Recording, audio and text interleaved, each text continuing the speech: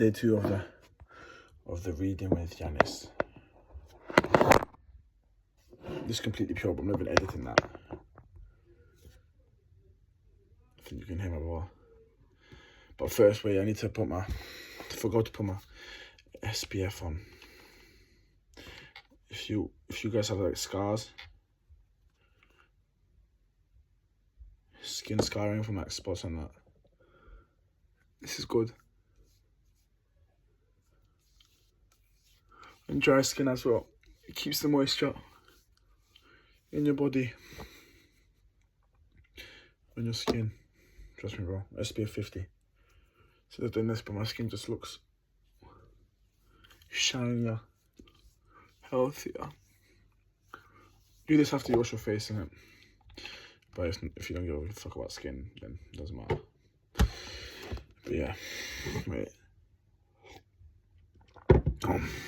Okay. 10 minutes of reading. Where were we?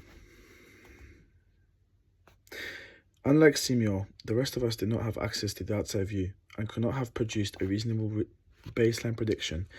It is noteworthy, however, that we did not feel needed information about other teams to make our guesses. My request for the outside view surprised all of us, including me. This is a common pattern. People who have information about an individual case rarely feel the need to know the statistics of the class to which their case belongs. When we were eventually exposed to the outside view, we collectively ignored it. We can recognize what happened to us. It is similar to the experiment that suggested the futility of teaching psychology. Pardon me. When they made predictions about individual cases about which they had little information, a brief and bland interview, Nisbet and Bogida's students completely neglected the global results they had just learned. Pallid. Statistical information is routinely discarded when it is incompatible with one's personal impression of a case. In the competition with the inside view, the outside view does not stand a chance.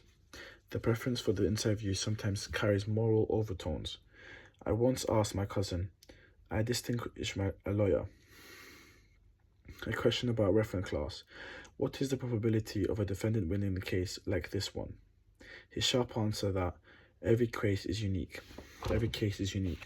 What accompanied by a look that made it clear he found my question inappropriate and suspenseful. A proud emphasis on this uniqueness. But my reading today is bad. Uniqueness of cases is also common in medicine. In spite of recent advances in evidence-based medicine that point the other way. Medical statistics and baseline predictions come up with increasing frequency in conversation between patients and physicians. However, the remaining ambivalence about the... I need to write these words down, and read them later. Ambivalence about the outside view in the medical professions is expressed in concerns about the impersonality of procedures that are guided by statistics and checklists. Planning fallacy. In light of both the outside view, forecast, and the eventual outcome, the original estimates we made that Friday afternoon appear almost delusional. This should not come as a surprise. Overly optimistic forecasts of the outcome of projects are found everywhere. Amos and I coined the term planning fallacy to describe plans and forecasts that are unrealistically close to best-case scenarios, could be improved by consulting the statistics of similar cases. Examples of the planning fallacy abound in the experiences of the individuals, governments, and businesses. This list of horror stories is endless. In July 1997, the proposed new Scottish Parliament building in Edinburgh was estimated to cost about up to £40 million. By June 1999, the budget for the building was £109 million. In April 2000, legislators imposed an £195 million cap on costs. By November 2001, they demanded an estimate of final cost, which was set at £241 million. The estimated final cost rose twice in 2002, ending the year at £294.6 million. It rose 3 times more in 2003, reaching 375.8 million by June. The building was then finally completed in 2004 at an ultimate cost of roughly 431 million. At 2005, study examined rail projects undertaken worldwide between 1969 and 1998. In more than 90% of the cases, the number of passengers projected to use the system was overestimated.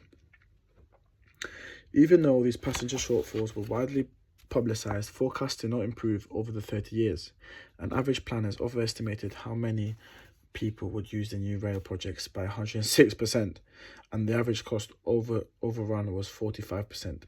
As more evidence accumulated, the experts did not become more reliant on it. In 2002, a survey American homeowners who had remodeled their kitchens found that on average they had expected the job to cost $18,658. In fact, they ended up paying an average of $38,769. The optimism of planners and decision makers is not the only cause of overruns.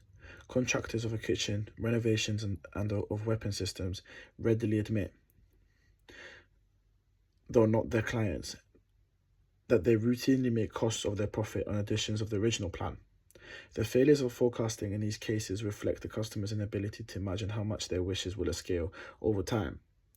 They end up paying much more than they would if they had made a realistic plan and stuck to it. Errors in their initial budget are not always innocent.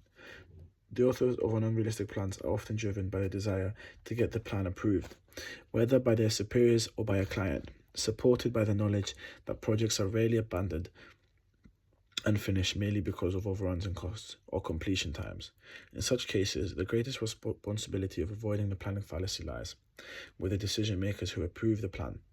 If they do not recognize the need for an outside view, they commit a planning fallacy. Mitigated in planning fallacy.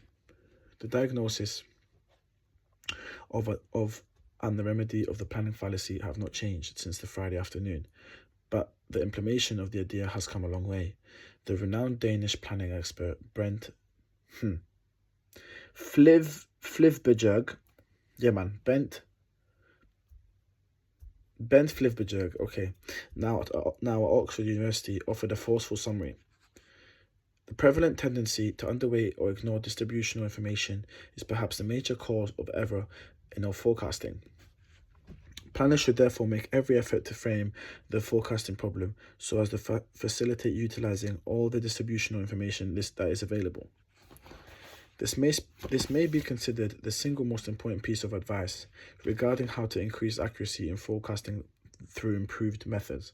Using such distribution information from other ventures similar to that being forecasted is called taking an outside view, and is the cure to the planning fallacy. The treatment for the planning fallacy has now acquired a technical name, reference class forecasting, and Flivbjerg has applied it to transportation projects in several countries.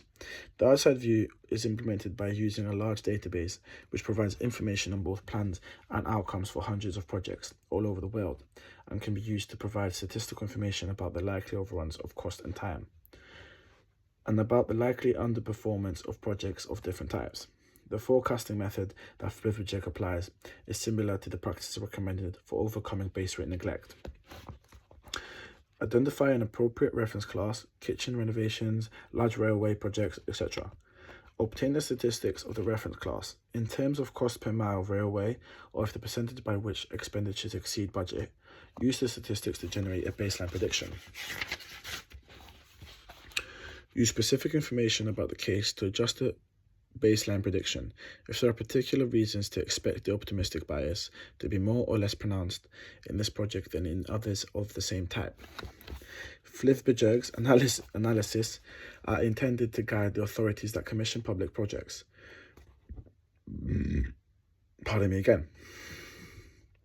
By providing the statistics of overruns in similar projects, decision makers need a realistic assessment of the costs and benefits of a proposal before making the final decision to approve it. They may also wish to estimate the budget reserve that they need in anticipation of overruns, although such precautions either become self-fulfilling prophecies. As one official told Flivbjerg, a budget reserve is to contractors as red meat is to lions, and they will devour it. Organizations face the challenge of controlling the tendency of executives competing for resources to present overly optimistic plans. A well-run organization will reward planners for precise execution and penalize them for failing to anticipate difficulties, or for failing to allow the difficulties that they could not have anticipated. The unknowns are known. Decision errors. That Friday afternoon occurred more than 30 years ago. I often thought about it, and I mentioned it in lectures several times each year. Some of my friends got bored with the story, but I kept drawing new lessons from it. Almost 15 years after I first reported on the planning fallacy with Amos, I returned to the topic with Dan Lovallo. Together we sketched the theory of decision-making, in which the optimistic bias is a significant source of risk-taking. In the standard rational model of economics, people take risks because the odds are favourable. They accept some probability of a costly failure because the probability of success is sufficient. We propose an alternative idea. When forecasting the outcomes of risky projects, executives too easily fall victim to the planning fallacy. In its grip, they make decisions based on delusional optimism rather than on the rational weighting of gains, losses, and probabilities. They overestimate benefits and underestimate costs. They spin scenarios of success while overlooking the potential for mistakes and miscalculations.